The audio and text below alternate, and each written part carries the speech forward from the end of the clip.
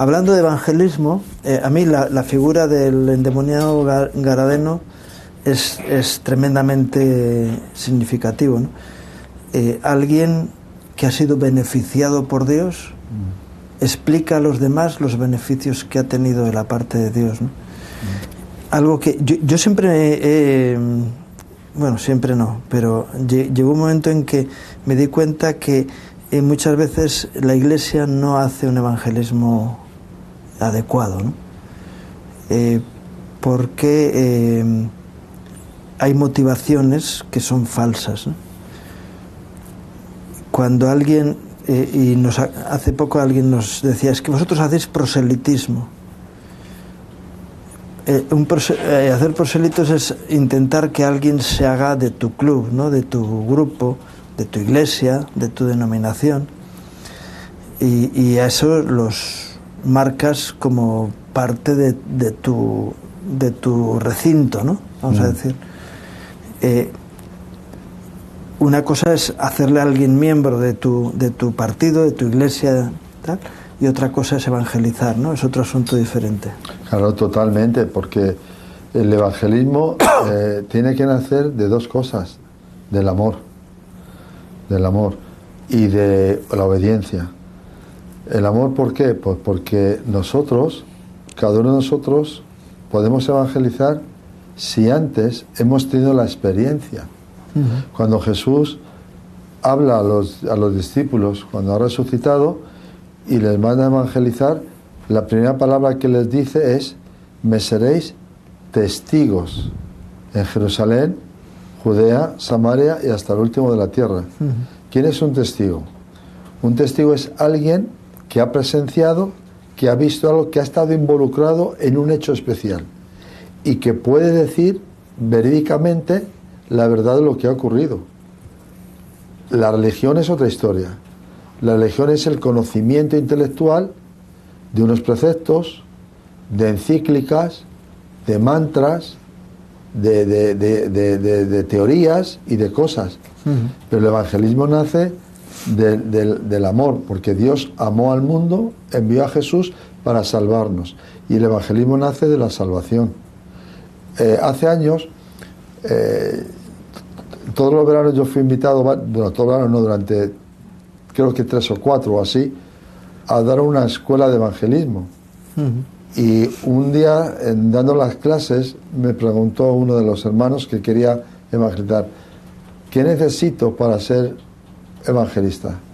Y le dije: ver el infierno, sentir el infierno. Se quedó sorprendido. ¿Por qué? Digo, porque cuando sentimos la perdición que hay del alma humana delante de la eternidad y lloramos por ello, automáticamente nos sale el amor de Dios y tenemos que hablar a otros. Ahora hay que diferenciar entre lo que es un evangelismo, digamos, personal, al cual somos todos llamados.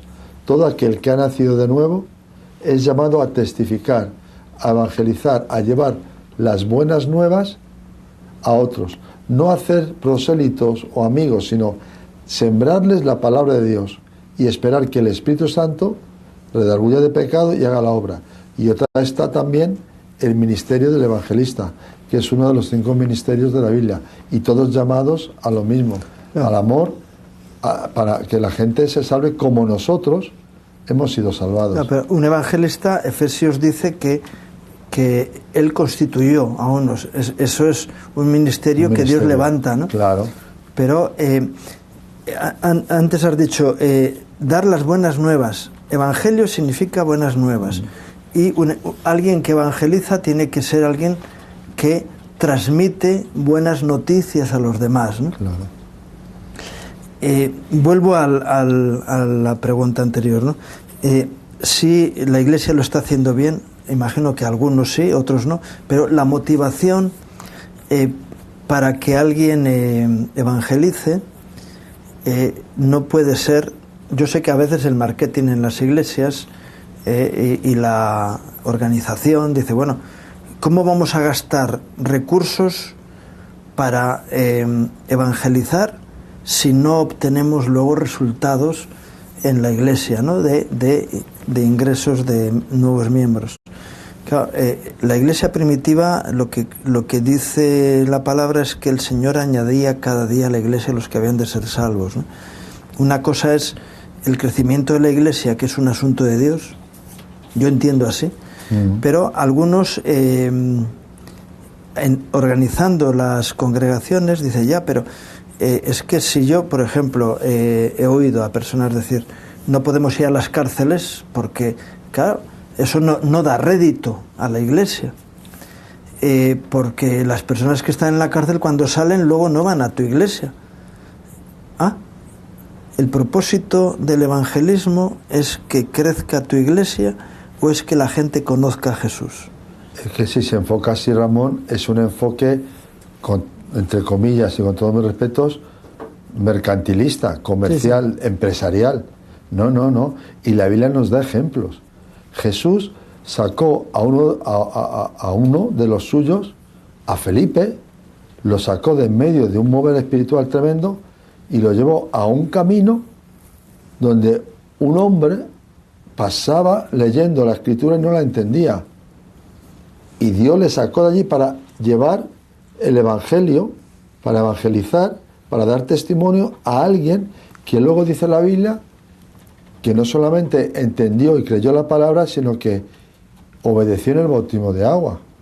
Y luego dice la palabra de Dios que el eunuco siguió su camino, Felipe fue tomado por el Señor y ahí está. Yo he tenido como amigo durante muchos años, cuando yo tuve, antes de salir yo de Madrid al País Vasco, un pastor que había en Madrid. Este hombre recibió un folleto en el Paseo de las Delicias de Madrid, cuando los tiempos de Franco estaba prohibido. No sé si se lo dieron o lo encontró en el suelo. No lo tengo claro porque ahí se me cruza la historia. Cogió y lo metió en la mesilla donde él dormía. Durante años ese folleto estuvo ahí, parado. Un día él tuvo una crisis, leyó el folleto, se convirtió al Señor, dedicó su vida al ministerio y pastoreó una iglesia en Madrid. O sea, los ojos de Dios no es voy a evangelizar si saco producto, no, hay que evangelizar por amor a Dios, por amor a las almas, para que nadie se pierda, todos tengan la oportunidad de arrepentirse, tener un encuentro con el Señor, nacer de nuevo, y el fruto, si esto, la iglesia o el fruto que haya no nos pertenece, es Dios el que hace la obra. No podemos mirarlo así, porque entonces nos estamos confundiendo, porque en Hechos de los Apóstoles también viene que había unos que encontraron que estaban predicando el Evangelio por otro lado y no tenían conocimiento de ello, pero estaban predicando también el Evangelio. Y les prohibieron predicar. Y Jesús dijo, ¿pero qué hacéis, no? El que no está contra mí, está conmigo, ¿no? Ahora mismo, antes de este programa, yo comentaba con un hermano muy querido, un testimonio personal que viene a colación. El abuelo de mi esposa, que era de un pueblito pequeñito de Soria, vivió un tiempo con ellos. Y mi esposa, cuando era jovencita, pues era muy católica. Y de repente iba a misa todos los domingos. Y mi esposa le decía, abuelo, acompáñame. Y el abuelo contestaba, hija, yo no voy a la iglesia católica porque sé lo que hay dentro. Creo en Dios, pero vete tú si quieres. Cuando este abuelo murió, entre sus pertenencias encontraron algo que nadie sabía de la familia y que él tenía escondido, pero que leía. Un Nuevo Testamento de las Sociedades Bíblicas del año 1800 y pico que tengo yo guardado en mi casa. Alguien pasó por aquel pueblo, le habló de Dios, le dejó el Nuevo Testamento y ese hombre no volvió a pisar y siguió leyendo el Nuevo Testamento y buscando a Dios, como decía el Evangelio, pero no volvió a las imágenes. ¿Dónde está aquel que le testificó? Y seguramente al que le testificó diría, pues he empleado un libro y un dinero. No, has dado lo que Dios, de gracia hemos recibido. He sembrado una semilla. Damos de gracia. Que produce un fruto que uno no controla. No tenemos ni idea de hasta dónde puede llegar la mano de Dios. Pero es terrible encontrarnos con... Yo recuerdo una vez que vienen a ofrecerme un sistema. Y bueno, a varios pastores nos dijeron, ¿tú quieres que tu iglesia crezca? ¿Quién dice que no? Claro.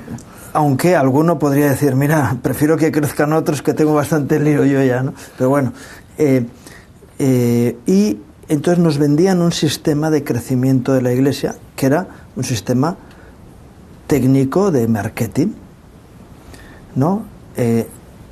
Con una postura más o menos espiritualizada. Y bueno, juntamos a la gente de la iglesia, les damos unas clases y enseñan a la gente a presentar el Evangelio pues como lo hacen los testigos de Jehová, ¿no? Es decir, con un sistema de marketing preparado para poder convencer a las personas que se adhieran a un sistema. Dice, no, esto tiene, vamos, éxito asegurado. ¿Por qué? Oramos, tal, no sé qué, y luego salimos en el nombre de Jesús y entonces esa movilización genera que haya un crecimiento en la iglesia. La motivación de los pastores era, vamos a tener un crecimiento en la iglesia, eso supone que la economía va a ir mejor, que vamos a poder tener un local más grande, con más gente, vamos a tener un éxito ministerial. Y dices, ¿dónde está Dios en todo esto? No quiero nombrar el movimiento, porque bueno, incluso es posible que los hermanos que estaban haciendo esto lo hacían con una buena intención, pero que es falso, sí, falso. Exactamente. ¿no? Porque utilizas métodos humanos y no hay más que ver el corazón del Señor en el tiempo que estuvo Él en la tierra, que es verdad, utilizó medios, utilizó dones, pero su preocupación era que la gente conociera al Padre, ¿no? De hecho, en la oración del Getsemaní se ve claramente como Jesús dice, Padre, que te conozcan a ti, al único Dios verdadero. Amén. Y a Jesucristo al que tú has enviado, ¿no? Esa debería ser la oración de cualquier hijo de Dios, mirando, como decías tú, no, mira el infierno, mira tanta gente que anda perdida. Jesús decía, como ovejas que no tienen pastor, ¿no? O como el Señor le dice a Jonás, ¿cómo no tendré yo misericordia de esa ciudad idólatra de Nínive? Jonás se supone que era un evangelista, ¿no? Porque iba a llevar el mensaje de arrepentimiento, profeta, pero con un mensaje de evangelización. Y el que tenía la compasión por aquella ciudad era el Señor. Jonás tenía juicio, ¿no? Y muchas veces la Iglesia actúa con juicio con respecto al mundo que le rodea, en lugar de tener esa compasión o ese amor del que hablabas, ¿no? Bueno, los propios discípulos de Jesús,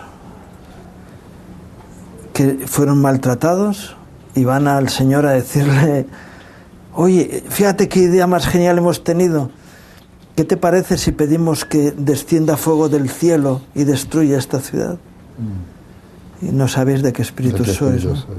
Y a veces yo me pregunto si la Iglesia tiene un espíritu equivocado, porque a veces estamos tan defensores de la propia Iglesia, en lugar de ser, en la responsabilidad espiritual, ser defensores de aquellos que no son capaces de ver lo que nosotros vemos, ¿no? Claro, porque evangelizar tiene que nacer no de una postura de superioridad.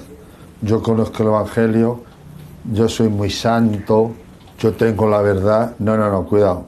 Bájate de ahí, vamos a bajarnos de ese podio, vamos a ir a nuestras rodillas y vamos a decir, Señor, gracias. Porque cuando los discípulos venían tan entusiasmados porque habían sido comisionados para evangelizar y habían hecho milagros y habían hecho cosas, venían todos entusiasmados, Señor, en tu nombre hemos hecho. Jesús para que el entusiasmo le dice, vuestro gozo, la motivación del corazón, lo primero que tiene que ser es que deis gracias porque vuestro nombre está escrito en el libro de la vida. ¿Yo por qué soy salvo?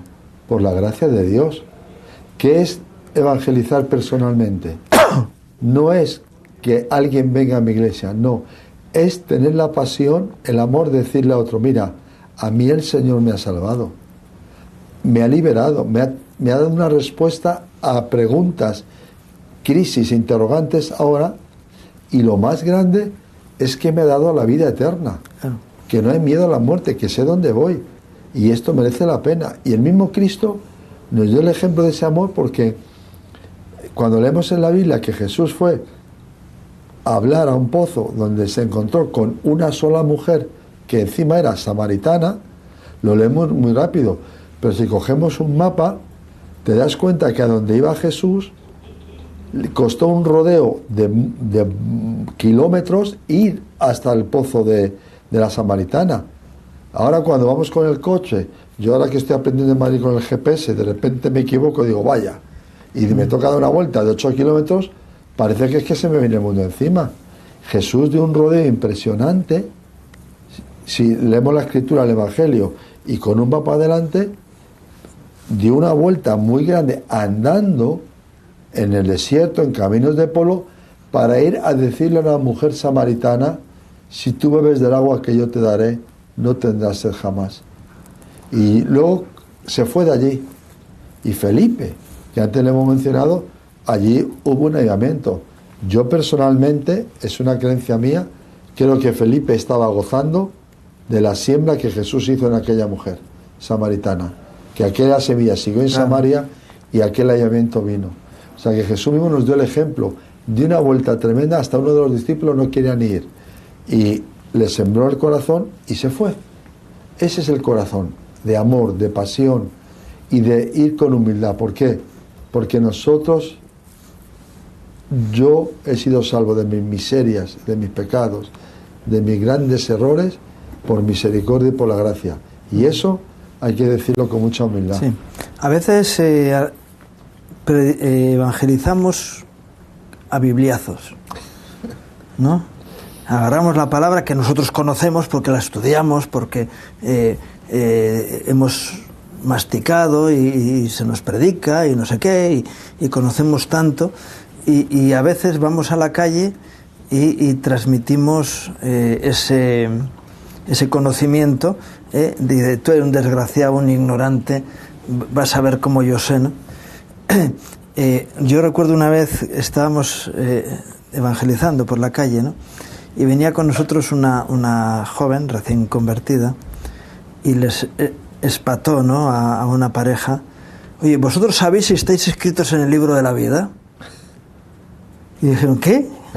La quitamos de en medio y mira, no te preocupes, que está... a veces queremos hablar en un idioma que es muy evangélico a personas que hablan en otro idioma diferente, ¿verdad? Que es el común de los mortales en este mundo, y nos ponemos esa aureola espiritual para ir por encima de la realidad de los demás, ¿no? Y eso no lleva a ningún sitio, ¿no? Pegar bibliazos a la gente es generar rechazo en muchas ocasiones, o por otro lado encontrarnos con gente que tiene una tradición religiosa y atacar la religión, ¿no? Algunos piensan que eso es evangelizar. Hombre, hace poco me dice uno de mis hijos que hay un grupo que se denomina cristiano y que estaba diciendo, hemos sacado de la iglesia a gente que está viviendo una doctrina equivocada porque la nuestra es la verdadera, y hemos convencido a algunos para que se vengan con nosotros. Gloria a Dios. Jesús dijo, movéis cielos y tierra para hacer un prosélito, y lo hacéis 2 veces más hijo del infierno que vosotros mismos. qué vergüenza, ¿no? Conseguir que alguien tenga una mayor condenación porque hemos actuado sobre su vida desde una perspectiva religiosa, ¿no? Eso de dar bibliazos. No. La Biblia es para estudiarla, para alguien que ya comenzó en el camino del Señor, ¿verdad? Podemos utilizar algún ejemplo bíblico, pero en cuanto a misericordia, gracia, perdón, amor de Dios, ¿no? ¿Verdad? Pero dar enseñanzas a la gente, yo digo, como a veces hay personas que están tan contentas, mañana me voy a juntar con esos que son testigos de Jehová o que son adventistas o que son no sé qué, para discutir sobre doctrina, ¿no? O con un musulmán o con un católico. ¿Eso es parte del evangelismo o es una pérdida de tiempo? ¿Qué es? Yo creo que no, y hay que discernir. También pienso, ¿no? Hay personas a lo mejor católicas, testigos de Jehová, musulmanes, que a lo mejor tienen inquietudes porque en su ámbito espiritual no encuentran respuestas y te pueden preguntar. Ajá. Entonces creo que es el momento, con la Biblia abierta, de aclararles, como Felipe hizo con el etíope. ¿Entienden lo que él es? No, si alguien no me lo explica, pues le puedes explicar, creo, pero siempre con humildad. Y a las dudas que la persona te plantee. Y si te entran en controversia, dices, mira, yo no discuto. No discutir. Yo una vez en el Porto, yo viví muchos años ahí en Tenerife, ahora estamos aquí viviendo ya en Madrid hace poco, pero yo recuerdo que estaba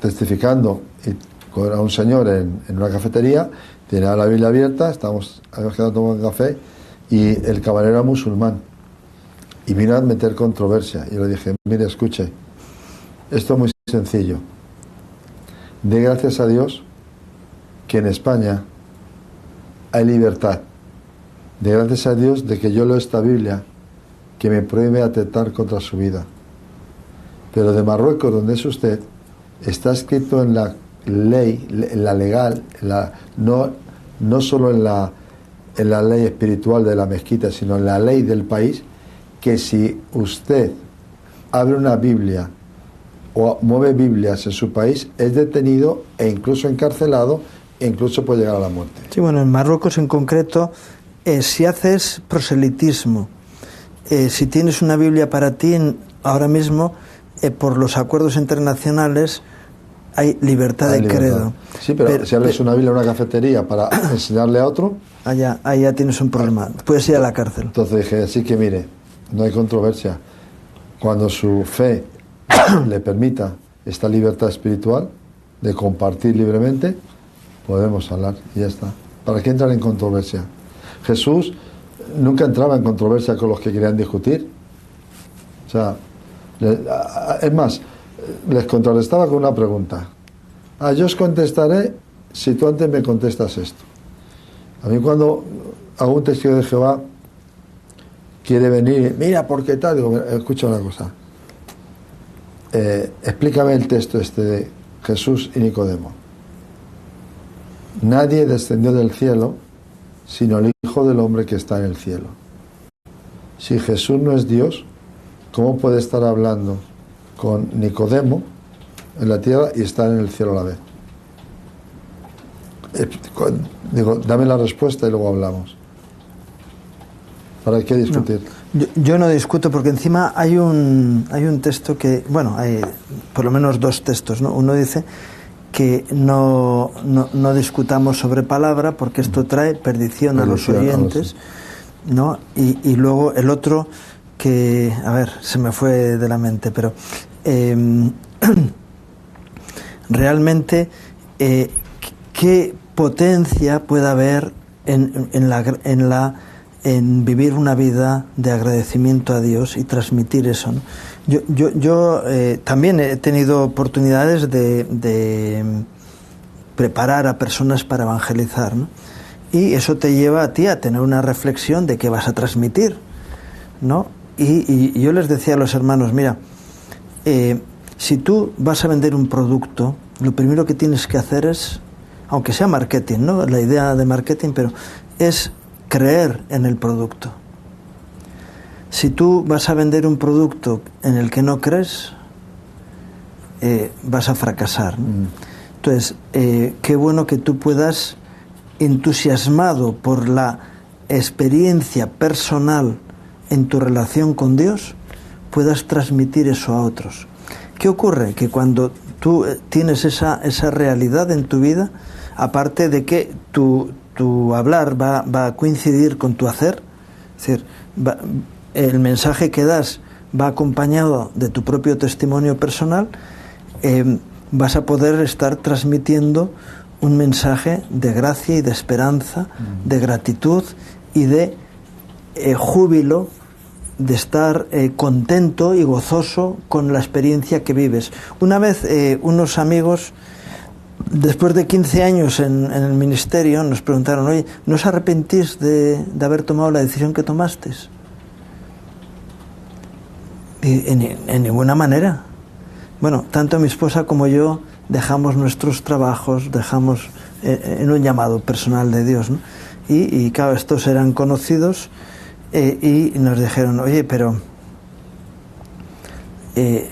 fue chocante, vuestras decisiones personales nos chocaron, ahora después de 15 años, ¿qué nos podéis hablar de cómo os ha ido, ¿no? Dices, no, nuestra vivencia en el Señor es cada día entusiasmante. No porque te queramos vender nada, sino por el fruto que ha habido en nuestras vidas de edificación, maduración, crecimiento, en cuanto a sabiduría, a gracia. Claro, dices, oye, pues me alegro de que estéis contentos. Esa es una base. Claro, son personas a las que cuando coincidimos quieren escuchar de nosotros. Es decir, están interesados en nuestro testimonio personal. Y ellos son creyentes católicos, están abiertos a entender de la bendición de Dios, pero están siempre con esa inquietud de ver que nosotros tenemos algo más de lo que ellos tienen. Y yo les digo: mira, si no te lo crees, si tú no te lo crees, si vas a ir con unos textos aprendidos, eso no convence a nadie. Lo que convence es la acción del Espíritu Santo en tu vida, que puede llegar a plantear dudas sobre el corazón de otras personas, ¿no? Y luego yo les digo: y procurar evitar que las personas vengan a la iglesia. Alguien me decía: ya, eso en marketing es conocido como es un mensaje controversial, ¿no? Para que generar hambre en la gente para que venga. Y sí, pero es que a mí no me interesa que la gente venga al culto. A mí lo que me interesa es que el foco está en que la gente conozca a Jesús. Luego ya vendrán. Ya vendrán. Si tienen que venir, ya vendrán. Ya vendrán. Pero esa invitación pesada, a veces, decir, tienes que venir al culto, y cuando alguien viene al culto, le ofrecemos una reunión en la que sí, puede haber mucha gente muy, muy simpática, pero luego nos tiramos un montón de tiempo con canciones que ni conocen, ni entienden, ni saben lo que estamos haciendo. Yo recuerdo que alguna vez alguien que vino para intentar hacer una mala nota sobre cómo hacemos los cultos y tal, ¿no? Y que levantaban las manos para estar haciendo lo mismo que los demás. Y dices, eso no sirve de nada. Sí. No. Y se están a lo mejor 30, 40 minutos en mitad de unas canciones donde quizá unos danzan, otros cantan, otros, depende en cada lugar, ¿no? Y luego te plantan, te piden dinero para una ofrenda, y luego te plantan allí a un señor que está hablando cosas que ni entiendes, a veces pesado, que se tira otros 40 minutos intentando transmitir un mensaje, y esa persona no vuelve a ir a la iglesia, dice, no, perdona, yo para ir allí no vuelvo a estar. Qué diferente es que esas personas tengan un encuentro personal con el Señor, porque tú les invitas a conocer a Jesús. Eso es el verdadero evangelismo, ¿verdad? Claro. No el sistema religioso, que definitivamente, bueno, podemos tener una liturgia más o menos aceptable, pero eso es para ya personas que conocen al Señor y que están interesados en ir creciendo en el conocimiento y en las cosas de Dios, ¿no? Claro, pero porque también hay un orden, tiene que haber en toda reunión, tiene que haber un orden, algo, no decir, bueno, aquí uno canta, el otro no canta, uno salta, no, tiene que haber un orden, pero el corazón de las cosas tiene que ser lo que venimos diciendo, el testimonio personal, el testimonio que la gente diga qué está ocurriendo, hay algo ahí. ¿Qué impacto tuvo aquel romano cuando Jesús murió en la cruz, que llegó a decir, verdaderamente, este era el Hijo de Dios? Uh-huh. O sea, yo he estado empujado hasta aquí y ahora me estoy dando cuenta que este es el Hijo de Dios. Yo a veces encuentras personas que dicen, bueno, yo no voy a la iglesia, pero me gustaría tener lo que tú tienes. Entonces, en alguna forma, cuando escuchas eso, por un lado, no te sientes bien porque le falta un poquito para llegar. Pero por otro lado, dices, Señor, gracias, porque parte del testimonio le ha llegado. Uh-huh. O sea, el evangelizar a otros es dar nuestro testimonio. Se puede rebatir una teología, puede estar en discusiones de organización, puedes discutir el organigrama de lo que sea, la liturgia, un montón de cosas que son adicionales, son accesorias. Ahora, ¿quién puede discutir el testimonio de alguien que ha nacido de nuevo? Y te dice, mira, yo es que era un ludópata y había llevado mi casa a la ruina y Dios me liberó de esto. Es que yo era un borracho y Dios me ha liberado y me ha hecho una nueva persona y estoy feliz. Es que yo antes quería una religión, no tenía esperanza, tuve un encuentro con el Señor y se me ha quitado el miedo a la muerte. Ese testimonio, ¿quién lo puede rebatir? ¿Quién me puede decir a ti o a mí que Jesús no existe? Podrán creer o no creer, nadie puede rebatir el testimonio, y ese es el corazón del evangelismo, nuestro testimonio, y un testimonio que, aunque ocurrió quizás hace 20, 30, 40 años, 10, una semana, X, pero que esté lleno del primer amor. Es decir, vengo a hablarte de Dios, vengo a hablarte de lo que yo he encontrado. Quiero que pienses que Dios te ama, uh-huh, y luego ya Dios hará la obra. Pero el evangelismo es sacar del corazón lo que Dios ha hecho con nosotros. Claro. Como cuando quisieron los religiosos encontrar una razón, un motivo para aquel chico ciego que el Señor sanó. Y al final, tanto le cansaron, para atrás, para adelante, que te reúno, que no, que pasa aquí, que no pasa aquí, hasta que él lo resumió con 2 palabras. Vamos a ver. A mí no me volváis loco, les voy a decir. Sí. Déjame tranquilo, súper religiosos. Una cosa sé, que yo era ciego, ahora veo. Uh-huh. Gloria a Dios. He nacido de nuevo. Sí.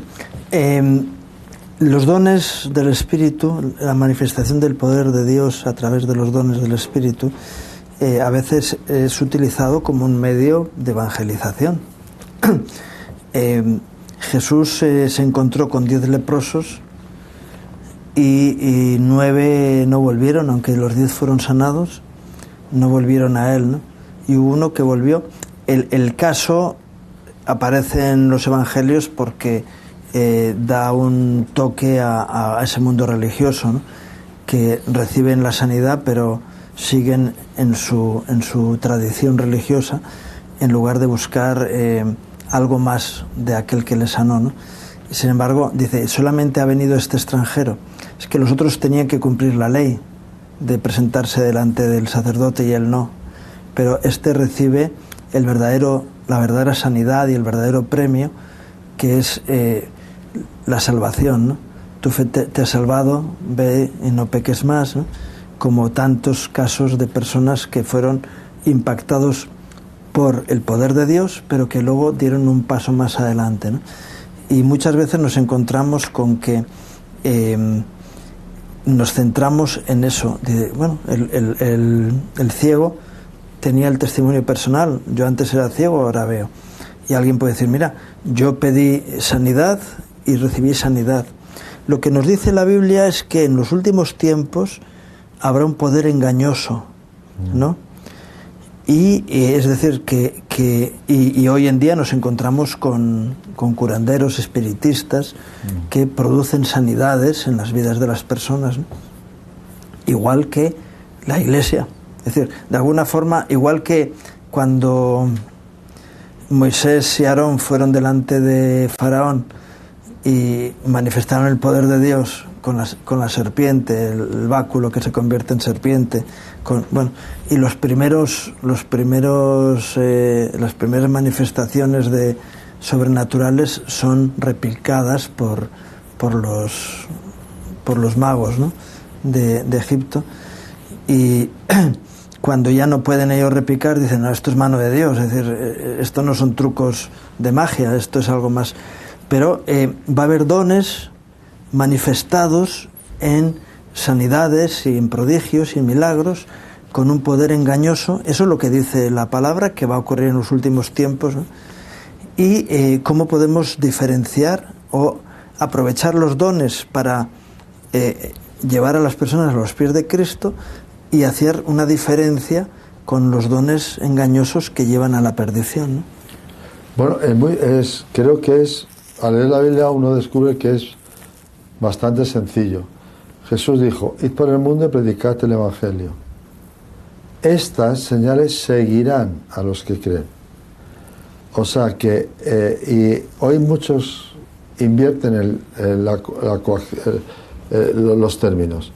Vamos a manifestar señales. Claro que las señales hacen que la fe crezca, pero no ese es el orden. La palabra de Dios nos enseña que tenemos que evangelizar no por nada físico, sino por la salvación del alma. Dice la palabra de Dios que sanemos enfermos. La Biblia nos enseña que liberemos endemoniados, que echemos fuera demonios. Eso es bíblico. Ahora, el énfasis principal tiene que estar en la palabra de Dios. Es más, el Señor Jesús dijo, mira, cuidar vuestra vida espiritual, que es más importante que el cuerpo. Porque si tu ojo te es ocasión de caer o algo es ocasión de caer, quítalo, porque mejor te es entrar en el reino de los cielos sin un miembro que ir enterito, sano, fuertote, guapo y vamos, y chachi piruli, como dicen por ahí, irte al infierno. O sea, la diferencia, como cuando Moisés se encontró y Aarón con Faraón, hubo un tope donde no pudieron pasar. ¿Cuál es el tope dentro del mundo espiritista y del mundo cristiano en la evangelización en cuanto a los milagros? Hay una gran diferencia. Todos los espiritistas, todos los gurús, todos los que practican ocultismo, brujería, están involucrados en demonios, tienen la gran tragedia que tienen horror tremendo a la noche y a la muerte. Padecen de horrores tremendos y de miedos, mientras que la salvación en Cristo te trae paz. Porque Jesús dijo, si creéis en mí tendréis paz. Mi paz os dejo, mi paz os doy, no como el mundo la da, yo la doy. Esa es la gran diferencia, la paz de Dios. Nadie tiene paz cuando vive en pecados. Nadie tiene paz cuando entrega su alma a los demonios o al ocultismo, porque esa brujería que viene del infierno trae desasosiego, muerte, desgracia, trae el horror del infierno. Esa es la gran diferencia. Es ahí donde no pudo llegar Faraón. O sea, pueden imitar algo, pero yo le dije a un medium, a alguien que estaba metido que dirigía sesiones, ¿por qué tienes miedo y horror? Y no me supo contestar. Tienen miedo y horror. Ahora, eso es la obra de Cristo perfecta de la salvación.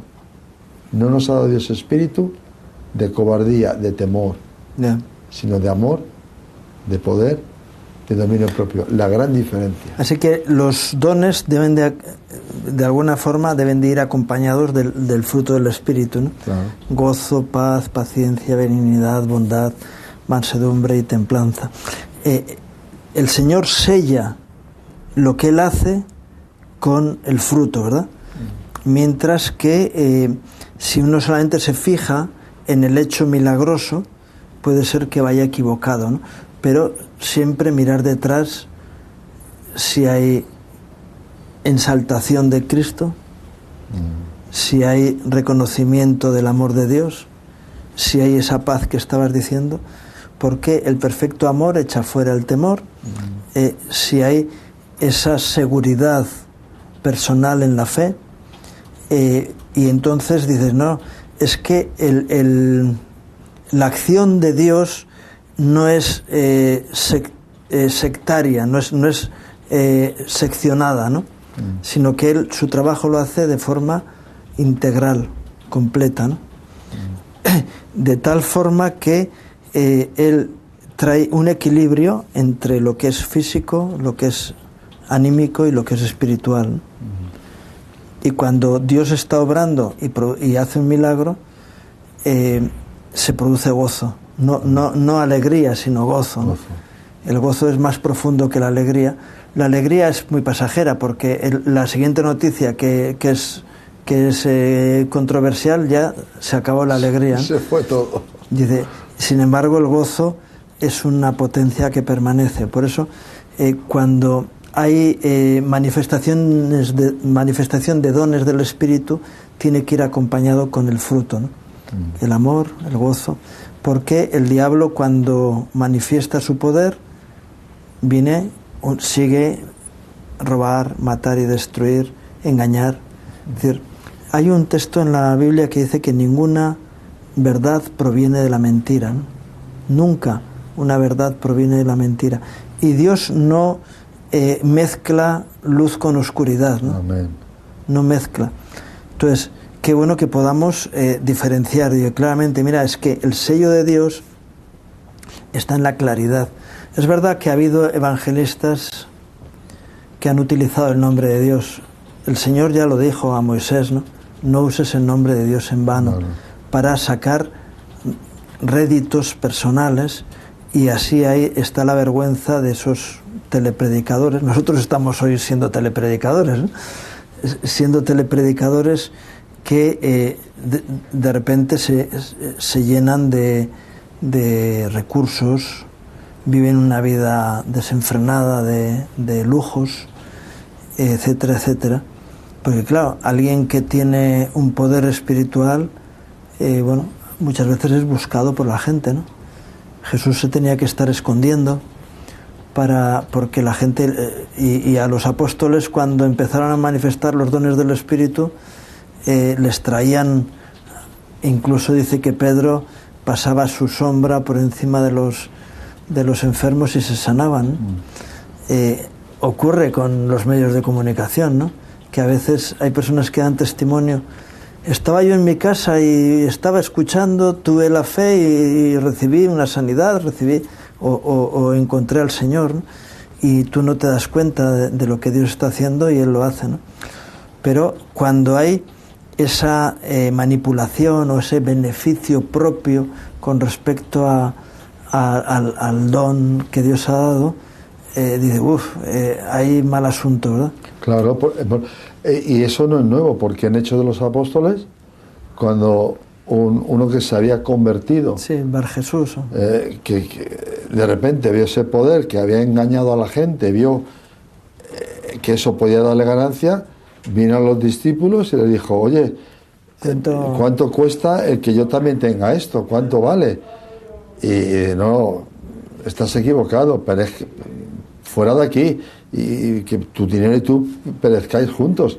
No es eso. O sea, no podemos buscar a Dios por beneficios. No. Hay un evangelio muy diluido actualmente, que en muchos, tanto en las iglesias como en las redes sociales, se habla mucho de entrégate a Dios y no tendrás problemas. Eso no es verdad. Si uno vive con Dios, tienes problemas. Lo glorioso es que tienes victorias ante todos esos problemas. Pero tienes problemas. Porque hoy creer en Dios no es lo mejor.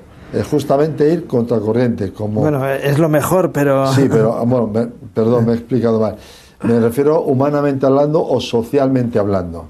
Tú te manifiestas que dices que la Tierra es plana y la gente te considera loco, pero hoy dices que tienes 7 sexos y pero dices que eres cristiano, que eres en la Biblia y ya te ponen así, ¿no? Pero la palabra de Dios es clara. Tenemos que buscar las cosas de Dios por la salvación de nuestra alma. Y el Evangelio es claro: arrepentíos y creed el Evangelio. Y hoy hay mucho Evangelio, o parte del Evangelio que se da, que elude el paso ese del arrepentimiento, del que las personas reconozcamos nuestros pecados. Y esto no es evangelizar. Las buenas noticias es que en nuestra perdición y en nuestra condición sin esperanza hay una buena noticia. Cristo vino a salvar y a buscar lo que habíamos perdido. Si tú tienes una enfermedad, vas al médico y te dice: mire, usted tiene una infección en la pierna que le puede costar la pierna. Ay, pero tengo una buena noticia, dice: le pongo una inyección y se quita el problema. Ah, pues es un ejemplo muy simplón. Pero ese es el Evangelio. La noticia de que somos rescatados, somos perdonados, somos limpiados, somos nacidos de nuevo. Y ese es el auténtico evangelismo, el que lleva a las personas al arrepentimiento. Porque por tanto, y todos hemos pecado y estamos destituidos de la gloria de Dios. ¿Cómo podemos llegar a ser salvos? Por medio de la fe. Y el oír viene por el oír la palabra. La fe viene por el oír, y el oír la palabra de Dios. Hay que predicar la palabra, hay que dar testimonio y decir lo que Jesús vino a hacer con nosotros. Hay un reto tan grande.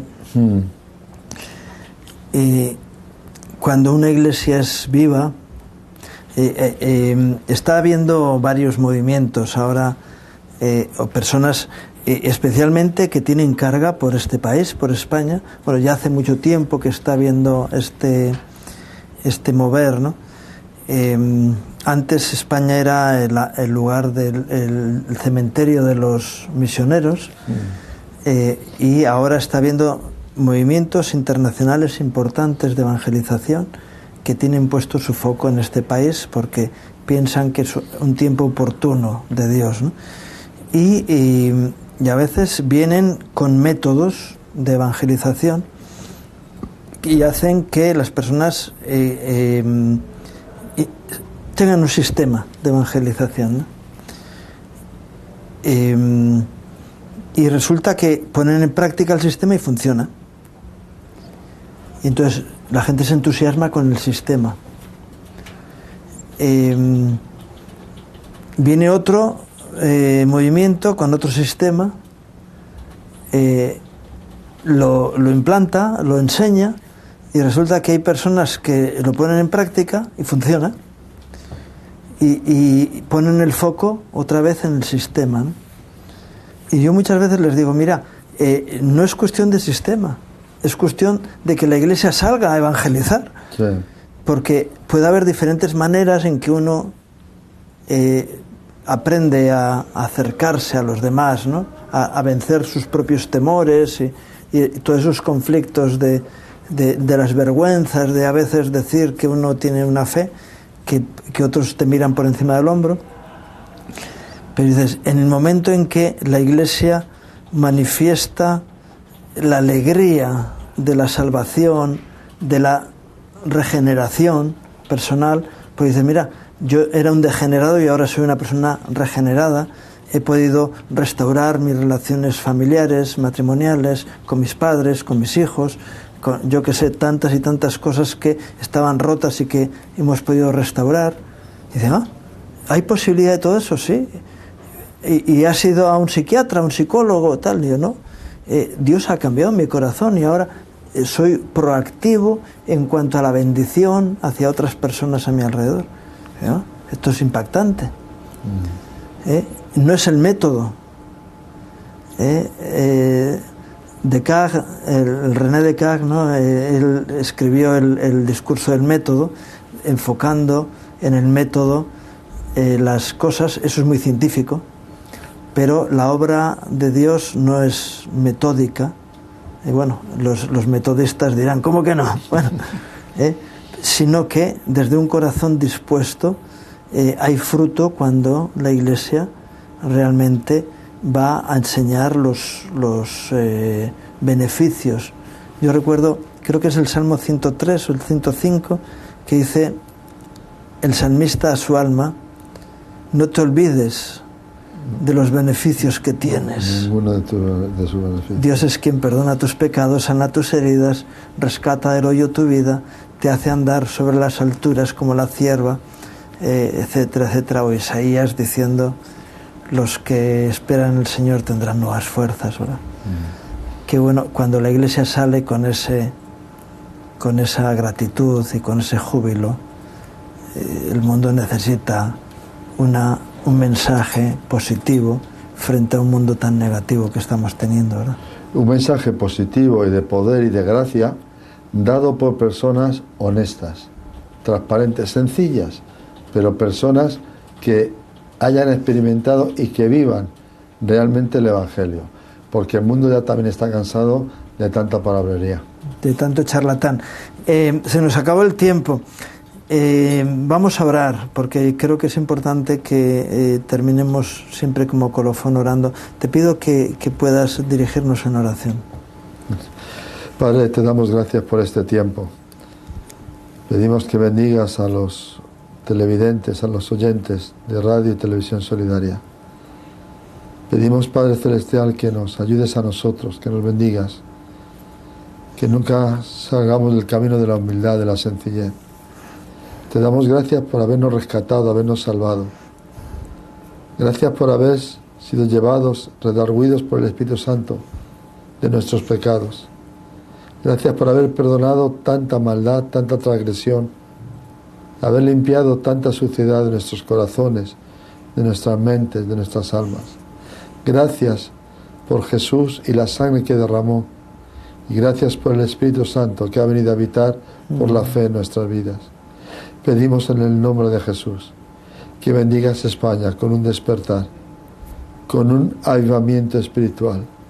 Padre, levanta hombres y mujeres desde los 4 puntos cardinales de nuestra patria, que se pongan en pie cada mañana y digan a sus amigos, a sus vecinos, lo que tú has hecho con cada uno de nosotros. Que demos testimonio a otros de lo que el Evangelio ha hecho con nuestras vidas, con nuestras familias, cómo nos ha librado, cómo nos ha rescatado, cómo nos ha dado esperanza cuando estábamos muertos en nuestros delitos y pecados. Bendecimos España en el nombre de Jesús. Amén, amén. Salva al Rey, salva a los ministros, salva al Señor, al que dirige el gobierno, salva a las autoridades, salva a nuestros amigos, salva al mundo empresarial, salva, Señor, al mundo obrero, salva a los intelectuales, salva a España en el nombre de Jesús, amén, Señor. amén. Que tu Espíritu, oh Dios, descienda con poder de lo alto, con un Pentecostés. Y gracias por lo que hemos recibido, porque hemos sido salvos por tu amor y por tu gracia. Padre, gracias en el nombre de Jesús. Amén. Amén, amén. Amén. Y esperamos poder haber sido de motivación y de clarificación, ¿no?, a los que nos han escuchado y nos han visto. Gracias, José Luis, por este tiempo, por tu intervención y por todo lo que nos has podido transmitir. Gracias a Dios por todo. Bien, y gracias a ustedes por acompañarnos en este programa, deseándoles un día más que Dios traiga gracia y bendición a sus vidas, a sus familias, a sus trabajos, que Dios les bendiga.